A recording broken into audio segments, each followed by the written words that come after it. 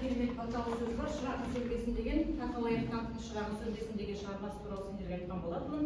Ендеше ортаға балалар шығып, бір-бірлеріне жылы лебіздерді білдіріп, бұл сабаққа сәттілік тілеймін.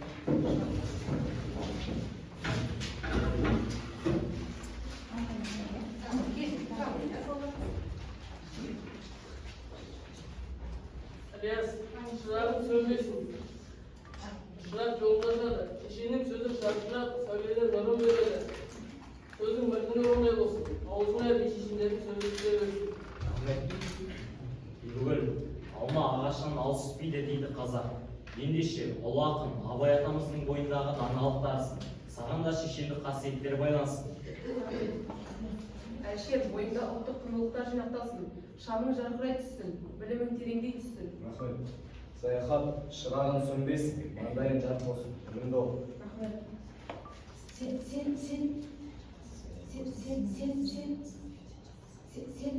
Сен жамбасаң лапылдап, мен кәнеде. Бір, екі, үш. Сен жамбасаң лапылдап, мен жамбасаң лапылдап, біз жамбасаң лапылдап, аспан олай ашылмақ демеш, сен де білді ол. Тамаша. Шыңғыс, Мағжан Жұмабаевтың мен жастарға сенемін деп айтып кеткен ұранын жалғастырған ұрпағы ол. Мен саған сенемін.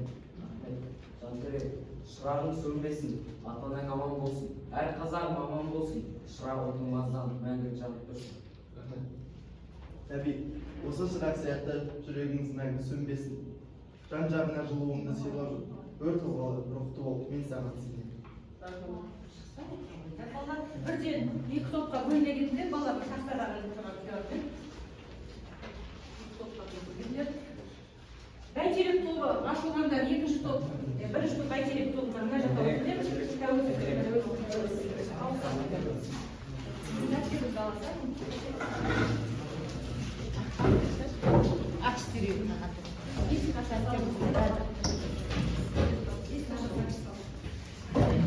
Топ басшыларыңызды сайлағаныңыздар, міне бәйтерек тобында өзін бағалай қой, топ басшылары бағалайды.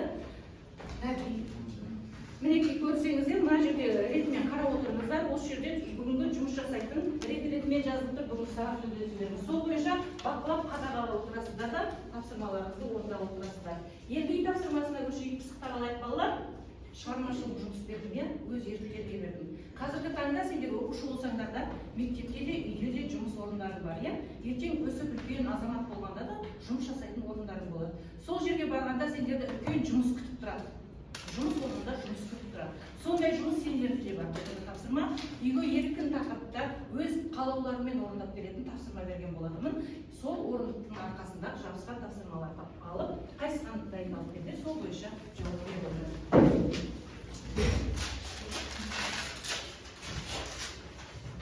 Болған топ бүгін бағалап отырамыз. Әр жұмыс бітсе, дайын болсаңдар, шапалақ, 3 шапалақпен белгі беріп отырамыз. Дайын жоқ болады. Дайын екен, сіздер дайынсыздар ма? Ал, ендеше дайын болсам, Санжар өзіме бастайды. Сендер қандай тапсырма? Өз ойына өлең шығып берді. Тамаша, ол деп ойлаймын. Өлең атып айтып. Ойлап біткен есілді биік зәулім сарай бар. Шаңырағы жұмыртқа шашып тұрған арай бар. Тұрқы бөлек бәйтерек ғашық болған қалай бар. Астананың сол кезде егемендік алған жыл. Астананың ертеңі арман қала болған жыл. Бәйтеректей символы нақ төріне қонған жыл. Самұрықтың ұясы, жұмыртқасы алтыннан. Биіктігі аспанға найзасынды тартылған. Қазақылық белгісі көрініп тұр нарқын. Бабалардың символы бәйтеректей таутылған. Биіктігі зәулімдей бой көтеріп қарасам, орналасқан ол жерде ең аяулы алақан. Бәйтеректің тарихы білген жанға орасан. Жақсы, бағалап қойып, балалар тобындағы шапалақ. Келесі, ал Ілияс барма? Менің елім тәуелсіз Қазақстан. Әр адамның өмірінде туған елінің алар орны зор. Себебі ол жерде адам шырылдап дүние есігін ашты. Алғашқы қадамдарын басты, білім алды, ер жетті, азамат атанды. Халқымыз әркімнің туған жері Мысыр шаһары дегендей, оның әр тау тасы, өзен көлі мен ну тоғайы жұбайы жанына ең жақын, ең ыстық болады. Ал мұның барлығы тәуелсіздікке байланысты. Ата-бабаларымыз осы тәуелсіздікті, осы байтақ жерді алып бермесе, мүмкін жерсіз қалар еді. Тәуелсіздік деген сөзді естігенде ең алдымен көз алдымызға байтақ әлем, ашық аспан. Сол ашық аспан астында өмір сүріп жатқан халықты елестетуге болады. Тәуелсіздік сөзінің өзі үлкен абырой, көп күш-жігерді, қайсарлық пен батылдықты дәріптейтін дүние. Қорытындылай келе айтарым, тәуелсіздік ол мәңгі бақыт, таусылмас жыр, дастан, өшпес тарих, ал оның тұғыры мәңгі берік болып жалғасуы бізге байланысты. Атадан балаға тараған құнды сыйды сақтап, оны әрі қарай жалғастыру бізге берілген парыз. Сондай-ақ асыл мұра. Жақсы, тамаша. Сіздерде қандай тапсырмалар бар? Тағы қолдап беріңіз. Алғыша ойыңды.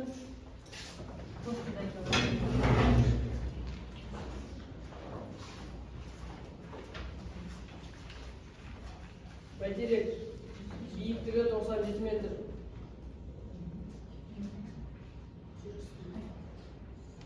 Жер асты бөлігінің салмағы 70 тонна.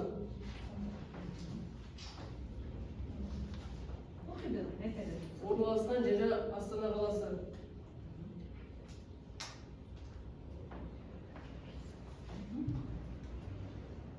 Өзің айтып өтті осы Ғимарат дизайнның ұсынушысы Нұрсұлтан Әбішұлы Назарбаев. Құшарбасындағы шар тәрізді үлгі 500 қадат діңгекке байланған.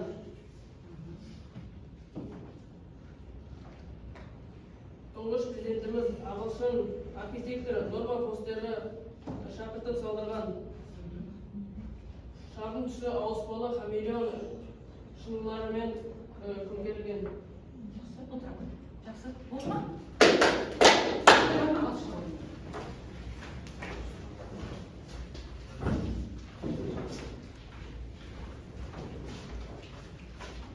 Бәйтерек 2002 жылы 30 тамызда салынған. Бәйтеректің жоғарғы, ортаңғы, төменгі бөлігінің шығу тарихы ерекше. Бәйтеректің төменгі қабаты немесе өмір ағашының нәр алатын жері асты бөлігі 4-5 метр тереңдікте орналасқан. Бәйтерек Астана, Бәйтерек сәулеттік мағынасы жасалу жағынан бірегей ғимарат. Елорданың ең көрікті орындарының бірі. Бәйтерек ежелгі аңыз оқиғасы желісі бойынша өмір Бәйтерек. Бар ма тапсырма? Болды ма? Жақсы, бірігіп жасадыңдар, иә? Ары қарай пысықтау алайық тапсырмасын есімізге түсірейік, балалар. Кітапқа қараймыз, сұрақтарға жауап береміз.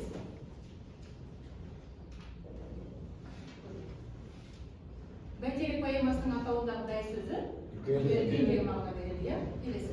Бәйтерек неше бөліктен тұрады, балалар? Асхана, аквариум, шағын галерея.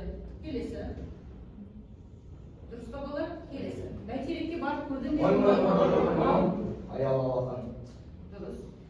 Тексеріп отырамыз, иә, балалар? Терек сөзі қандай мағына береді?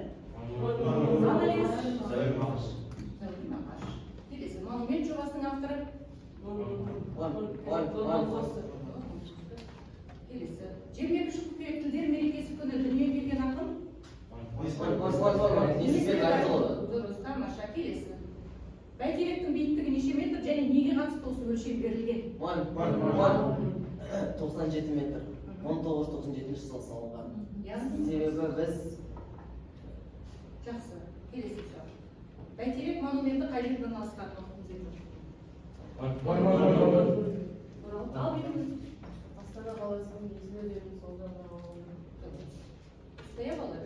Келесі. Несіпбек Айтұлының шығармалары? Ал, жаңа. Әке туралы сыр, жаңбыр әні. Тексерейік. Дұрыс, жақсы. Келесі. Бәйтеректе орналасқан шардың диаметрі қанша? 22. Тексереміз. Дұрыс па? Бәйтеректің салмағы қанша? Жақсы. Ары қарай. Әйнегі қандай әйнектен жасалған? Хамелеон. Дұрыс. Жаңағы тапсырмасы бойынша айтып бердіңдер, тамаша. Осындай бәйтерек неше елде бар?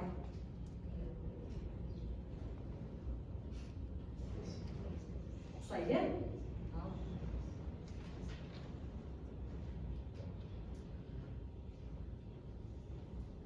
Ал, ойлап көр. Ал, білесің ба? Жоқ.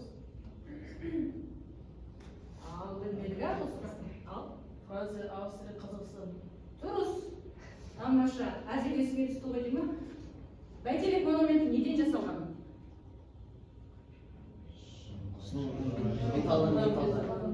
Шыныдан, металдан. Жақсы. Бәйтерек поэмасының басталуы ең бірінші сөйлемі неден басталған? Қалай? Төріне тіршіліктің тағдыры. Төріне тіршіліктің тағдыры. Жақсы балдар. Ары қарай жалғастырамыз ендеше.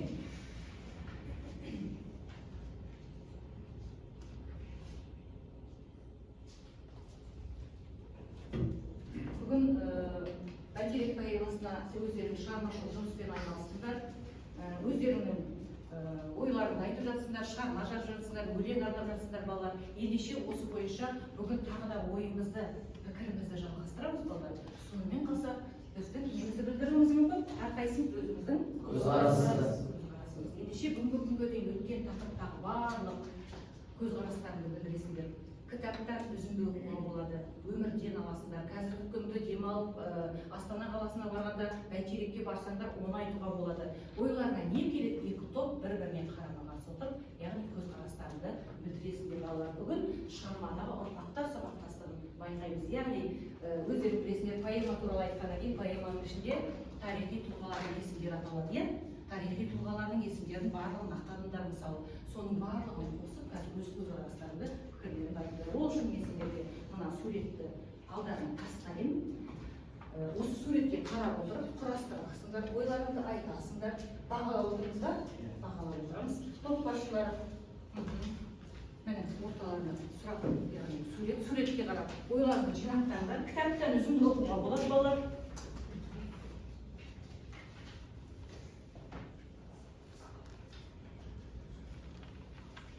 Болдық па? Суреттерге қарадық, иә? Шағын Бәйтеректің шығу тарихына да назар аударамыз, иә балалар?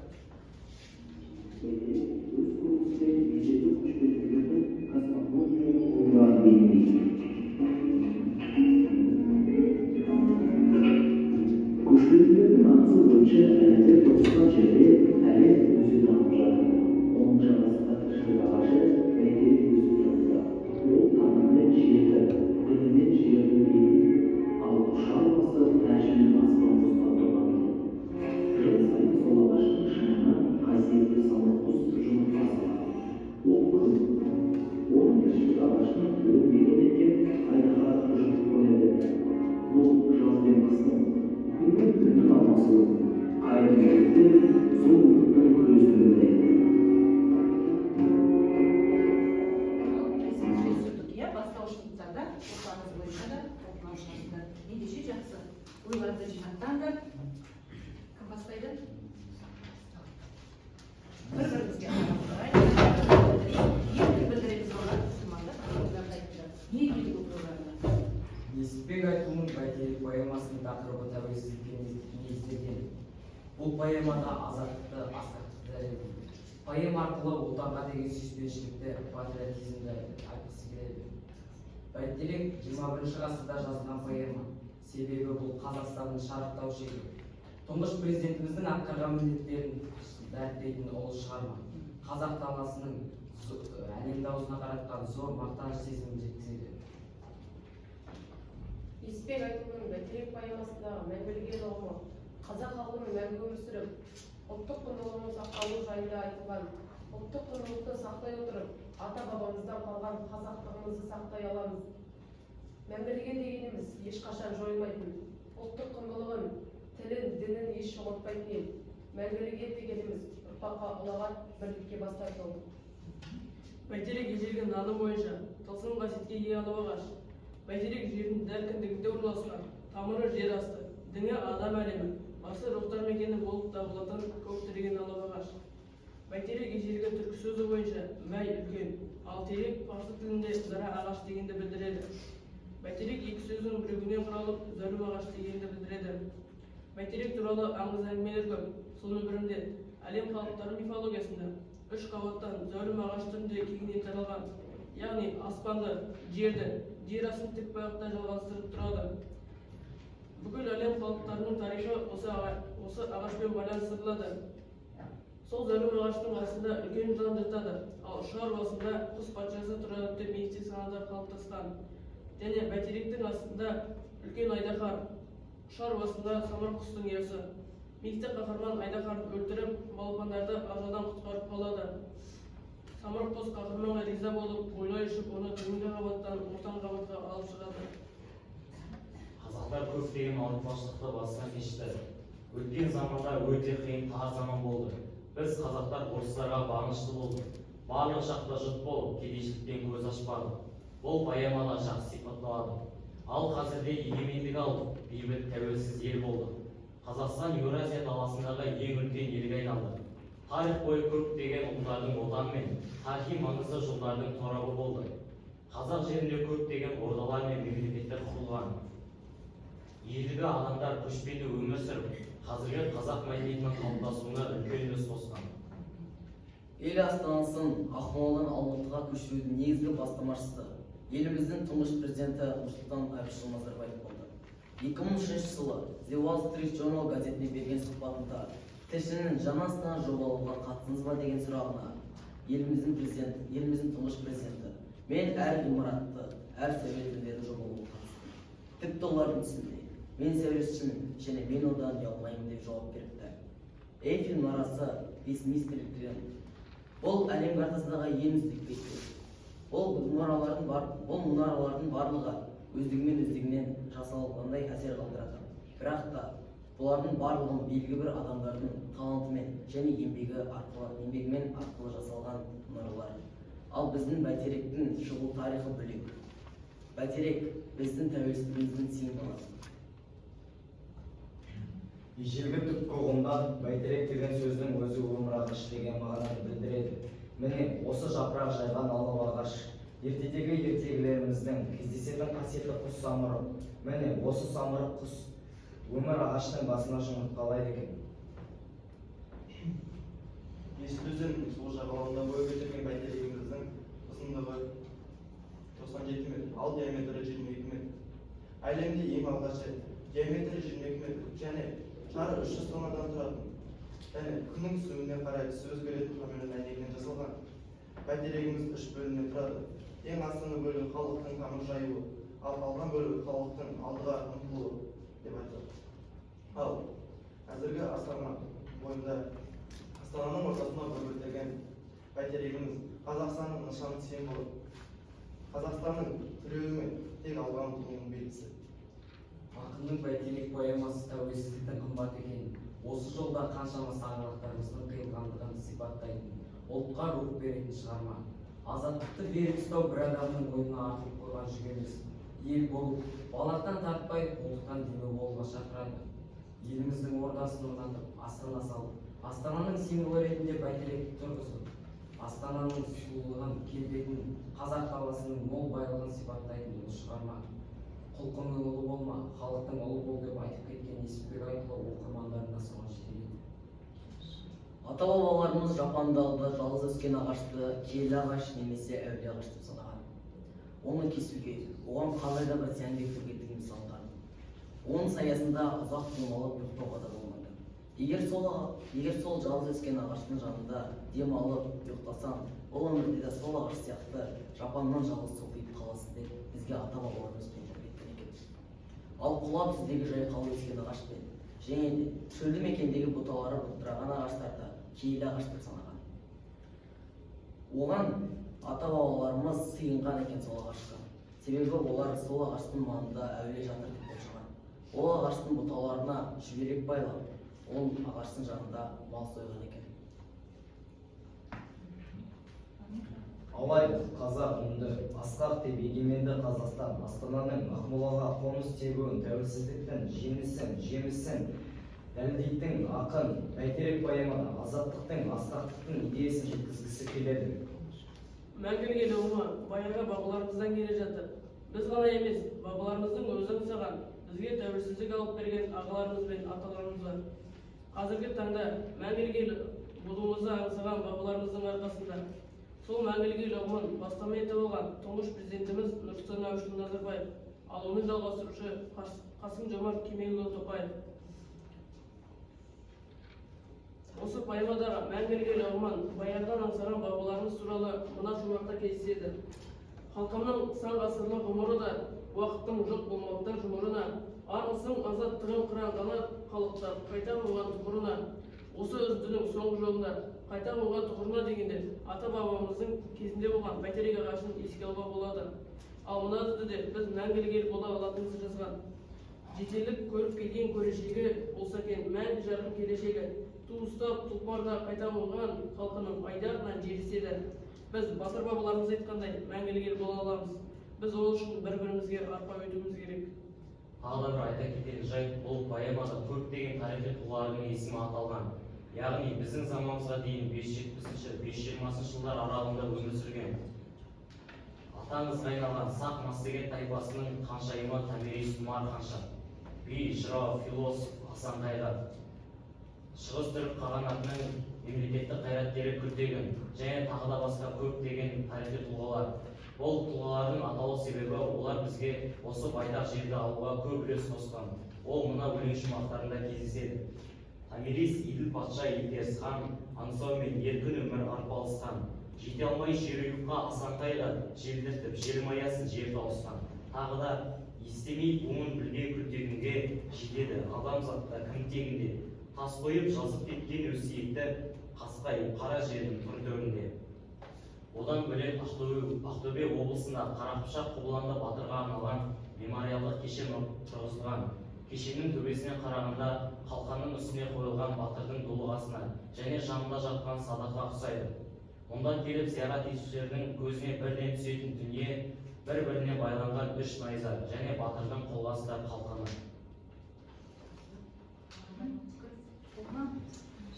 Жақсы балалар.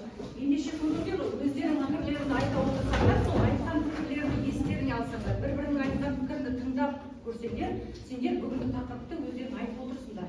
Яғни заманауилықты да айтып жатырсыңдар, жаңашылдығы да туралы айтып жатсыңдар, және ұрпақтардың сабақтастығы туралы айтып жатсыңдар, және кейіпкерлерді айтып жатсыңдар. Міне, ендеше сол айтқан пікірдің ішінде бүгінгі тақырыпты өзі мәнінің өзі ашылып жатыр балалар, тыңдай отырсаңдар. Енді ары қарай жалғастырайық балалар. Бір серіп тастайық балалар, ойланайық, ойлана отырып, ойлап отырып сұрақтарға жауап берейік. Орындарыңызға тұрайық балалар, алдарына орындықтардың ішке қарай жинастырыңдар. Ана жерде сұрақтар берілген, сол сұрақтарды айнала отырып жауап беріңіз.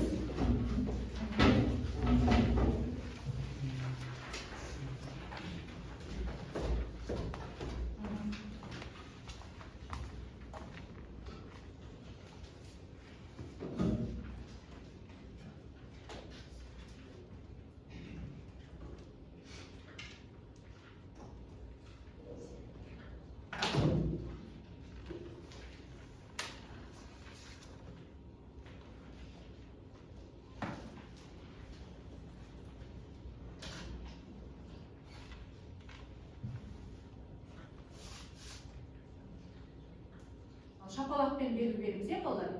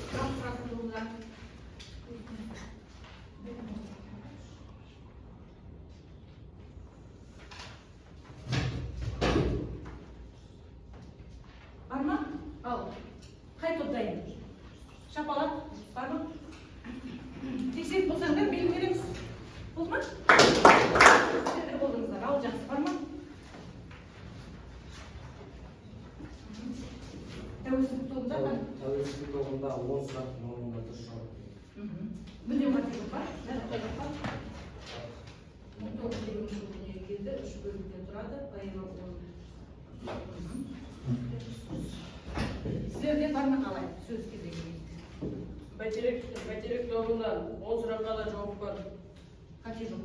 Күтімес керекте. Табиғи сіздер есімдер аталды ма, иә? Алғашқы таққа отырған тамаша жақсы. Жиырмаяға мінген асанбай тәкен. Жақсы, әрі қарай жұмысымызды жалғастырамыз балалар. Ендеше алдарыңа мынау жерде ұрпақтар сабақтастығы, яғни сұрақтар бойынша жинақтаймыз. Бұл да бәйтерек сияқты Астананың төрінен ойып тұрып орын алатын ғимараттың бірі. Ал жинайық. Орнымыздан тұруға болады.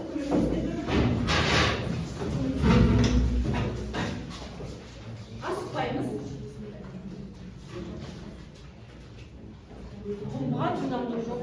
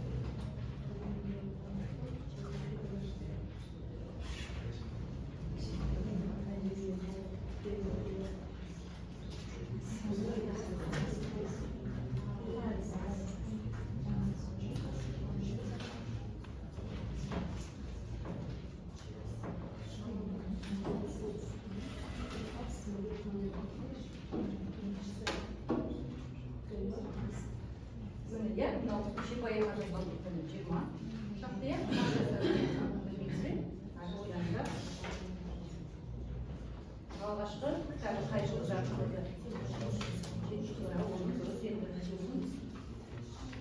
алпыс екінші жылға қатысты не бар? Қай жыл көшіп келеді?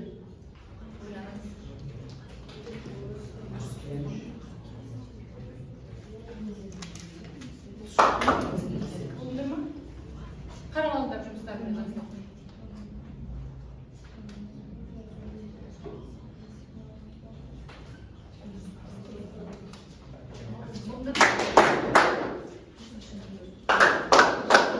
Тамаша.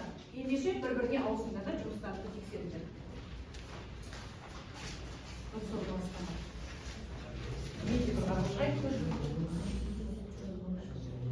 Шығармалар.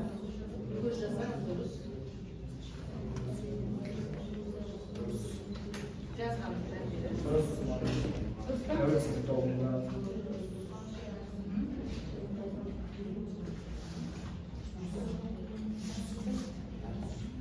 жақсы. Тамаша орындар отырады. Жақсы. Арнайы балалар. Өкілдерді білдіріп отырсыздар. Қазір осы айтқан пікірмен өз қорытынды пікірді жасаймыз.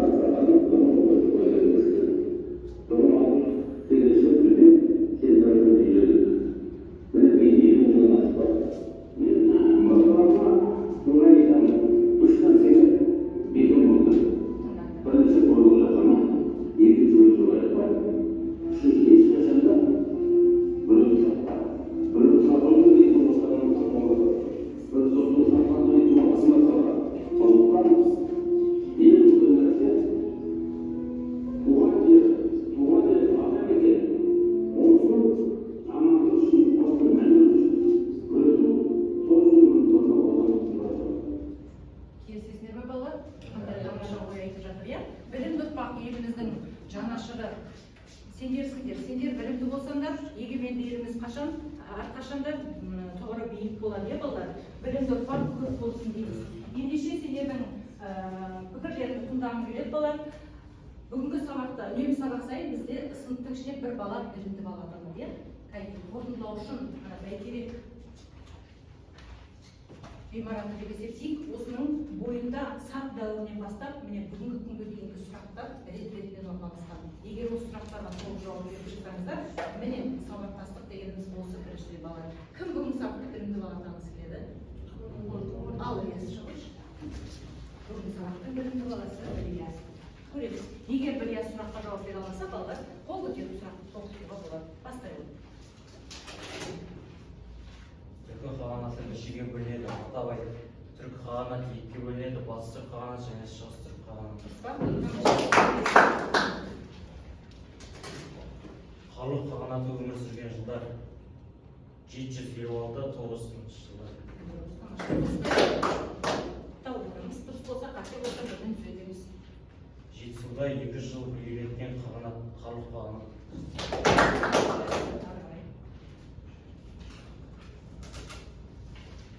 Қазақ хандығын құрған алғашқы хандар Керей мен Жәнібек. Топ басшылары бағалап отырамыз.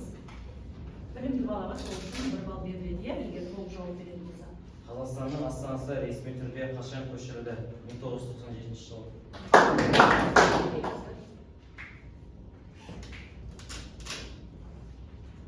Бәйтерек қай жылы салынды? 2002 жылы.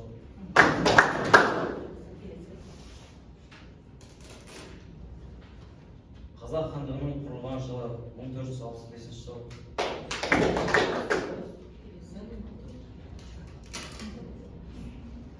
Бәйтеректе бейнеленген суреттер неге көрсетілген? Яғни мына суреттер туралы сұрап. Суреттерден қандай ой түйдің? Бәйтерек сақ дәуірінен бергі қазақ сақ дәуірін және қазіргі сосын келешекті байланыстырып тұрған өмір ағашы болып саналады. Дұрыс па балалар жауабы? Ендеше балалар, бүгінгі сабақта түсінбеген сұрақтарың болса қоюға болады. Түсінсеңдер, өздері пікірлерін айтыңдар, қаншалықты меңгердіңдер, сол туралы қысқаша пікірлерді жазып беріңдер. Егер толық түсінсеңдер, жасыл түске, әлі де іздену керек болса, қызыл түске, мен жақсы түсіндім деп болса, көк түске. Артық бар ма? Кім алғысы келмей отырса айтсын. Жасыл түс бар ма? Сары түс бар, е? Қызыл.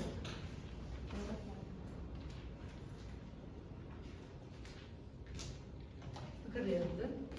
Сосын 3-4 оқисыңдар не жазғандарыңызды.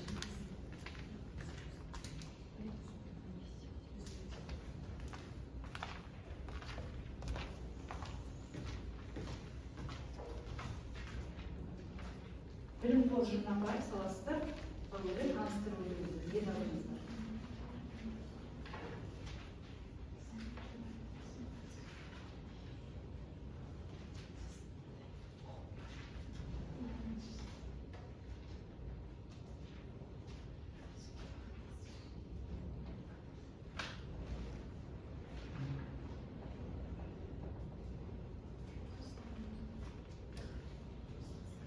Қысқа да нұсқа жазып, ауызша айтуға болады балалар. Онда білесіңдер, әдебиет сабағында мен айтамын, ауызша көп сөйлеңдер. Көп айтуға болады, мәліметті. Пікір айтуға болады, ешқашан қарсы емеспін. Ал қысқаша жазуға болады.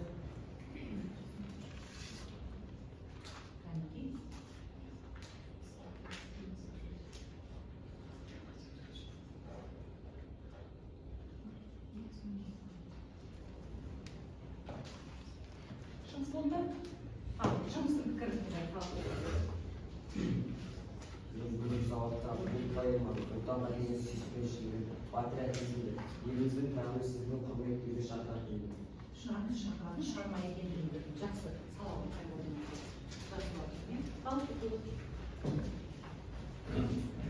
Мен бүгінгі сабақта жақсы түсіндім. Сабақ қызық болды. Мен бұл сабақта бәйтеректің шығу тарихы ұрпақтар сабақта түсіндім.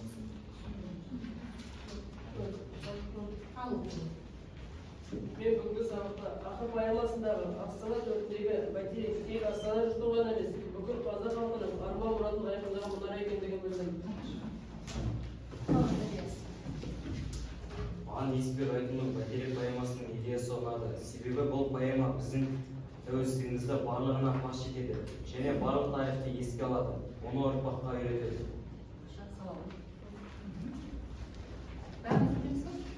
Несіпбек Айтұлының бәйтерек поэмасы жас ұрпақты отансүйгіштікке, адалдыққа тәрбиелейтінін түсіндірді. Ақын поэма арқылы қазақ халқының тарихын, салт-дәстүрін дәріптейтінін білдірді. Өлеңдері, поэмалар бар, иә, өткен сабақта сендерге айтқан болатын ал. Мен бүгінгі сабақты өте қатты түсіндім, өте жақсы түсіндім. Біз мәңгілік елміз. Несіпбек Айтұл айтып кеткендей, досың сатпа, ертең елін сатасың деп айтып кеткен. Білдім, иә, сол жақсы. Ал.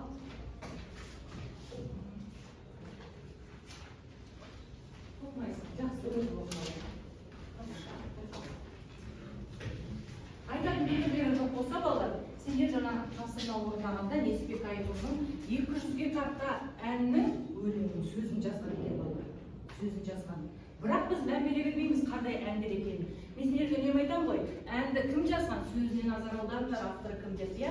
Мұқағалидың да керемет әндерін сендер шырқап айтасыңдар, бірақ соған мән бермейсіңдер авторы кім екендігін.